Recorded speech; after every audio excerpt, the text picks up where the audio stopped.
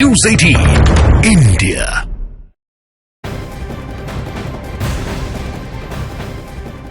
बड़ी खबर, लोकसभा चुनाव की तैयारी को लेकर आज बीजेपी की बड़ी बैठक होगी। दिल्ली स्थित पार्टी दफ्तर में जेपी नड्डा की अध्यक्षता में यह बैठक होगी, जिसमें सभी राज्यों के चुनाव प्रभारी और सह प्रभारी शामिल होंगे। इस बैठक में लोकसभा चुनाव की तैयारियों को लेकर मंथन होगा।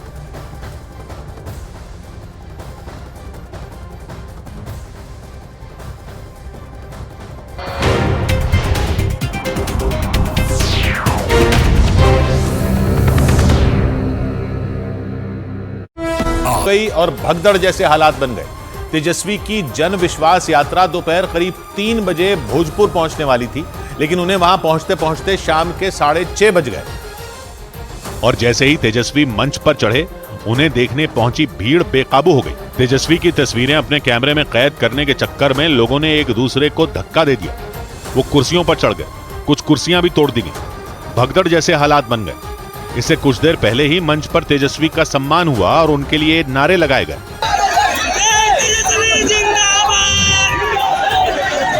लेकिन जैसे ही तेजस्वी ने बोलना शुरू किया, लोग अपनी जगह से खड़े हो गए। उनके बीच तेजस्वी का वीडियो बनाने की होड़ सी लग गई और इसी वजह से हंगामा शुरू हो गया। कुछ लोग तो कुर्सियों सहित गिर गए, लेकिन जो वीडियो बना रहे थे वो नहीं रुके। उन्होंने एक दूसरे को धक्का तक दिया। कई कुर्सियां भी तोड़ दी गई। लोगों ने मंच पर भी चढ़ने की कोशिश की। इससे मंच टूटने का खतरा मंडराने लगा। इस वजह से तेजस्वी ने खुद लोगों को रोका।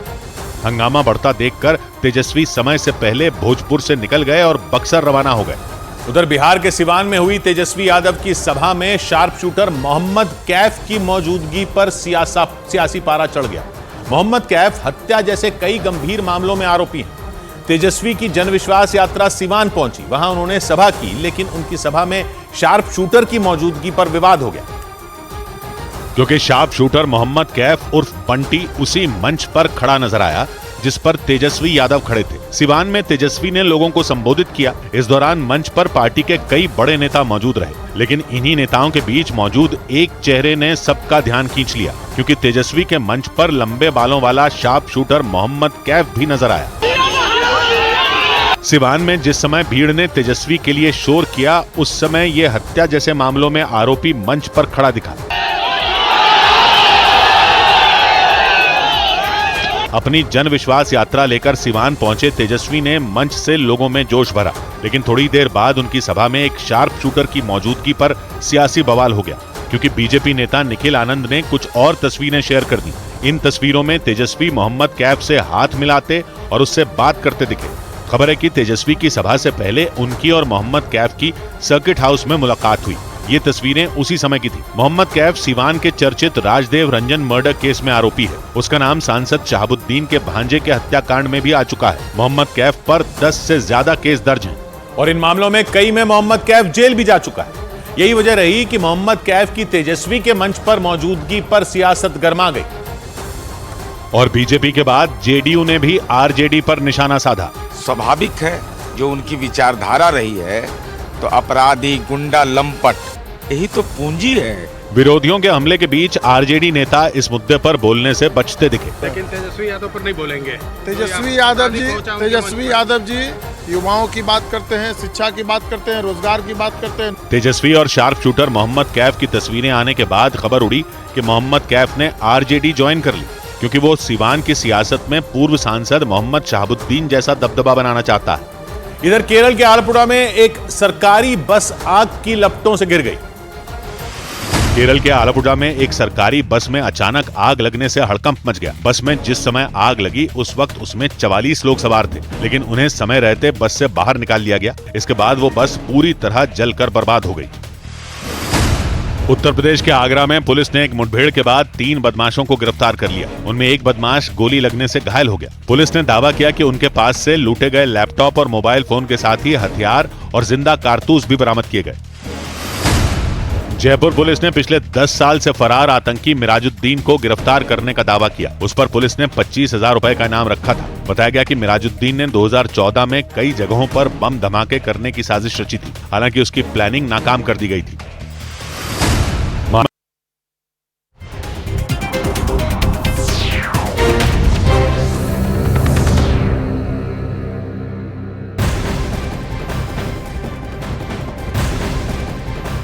सूत्रों के हवाले से खबर है कि आज दिल्ली में यूपी बीजेपी कोर ग्रुप की बड़ी बैठक होगी। बैठक में गृह मंत्री अमित शाह और बीजेपी अध्यक्ष जेपी नड्डा के साथ ही यूपी के सीएम योगी आदित्यनाथ शामिल हो सकते हैं।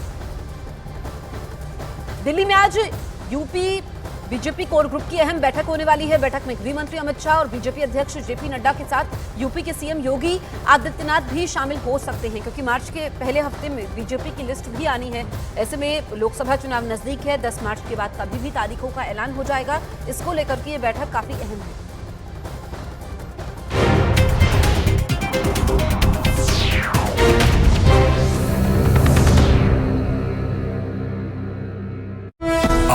मंत्री मनोहर जोशी का निधन हो गया। वो पिछले कुछ दिनों से बीमार थे। एक दिन पहले ही उन्हें अस्पताल में भर्ती कराया गया था। इधर दिल्ली के अलीपुर इलाके में गैंगस्टर टिल्लू ताजपुरिया के 3 गुर्गे पकड़े गए।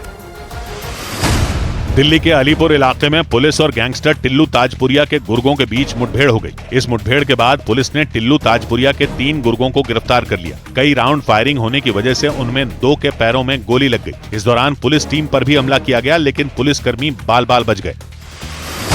कांग्रेस नेता जयराम रमेश ने दावा किया कि पश्चिम बंगाल में टीएमसी और जम्मू कश्मीर में नेशनल कॉन्फ्रेंस के साथ सीटों के बंटवारे पर मंथन जारी है। दोनों राज्यों में हमारे बातचीत इंडिया गठबंधन के सहयोगी दलों से जारी है। समाजवादी पार्टी के बारे में भी ये कहा करता था, लोग कहते थे आप कैसे कह सकते हैं, पर समझौता तो हो गया।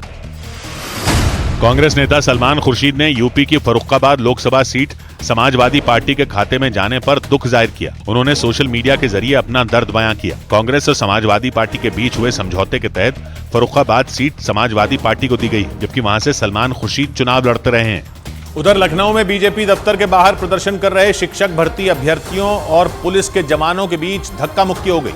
इसके बाद पुलिस ने हंगामा कर रहे लोगों को जबरन गाड़ी में भरकर वहां से हटा दिया। ये पूरा बवाल तब हुआ जब नियुक्ति पत्र की मांग को लेकर शिक्षक भर्ती के अभ्यर्थी बीजेपी ऑफिस के बाहर धरने पर बैठ गए। और लाख समझाने के बाद भी जब धरना प्रदर्शन खत्म नहीं हुआ तो पुलिस ने उन्हें वहां से जबरन हटाना शुरू कर दिया। इसके बाद तो वहां अफरा तफरी मच गई। लखनऊ में बीजेपी दफ्तर के बाहर से जो तस्वीरें सामने आईं, उनमें एक तस्वीर में पुलिस सड़क पर धरना दे रहे शिक्षक भर्ती अभ्यर्थियों को उठाकर वहां से हटाती दिखी। लेकिन पुलिस के लिए मुसीबत तब खड़ी हो गई जब प्रदर्शनकारी एक दूसरे को पकड़कर सड़क पर ही लेट गए। इसीलिए उन्हें सड़क से हटाने में पुलिस के जवानों के पसीने छूट गए। हालांकि पुलिस ने किसी तरह जोर जबरदस्ती कर उन्हें खींचकर सड़क से हटाना शुरू किया। इसी वजह से कुछ प्रदर्शनकारी पुलिस वालों से भिड़ गए। उनके बीच नौबत धक्का मुक्की तक पहुंच गई। वहां से आई एक दूसरी तस्वीर में एक महिला प्रदर्शनकारी सड़क पर बैठी दिखाई दी।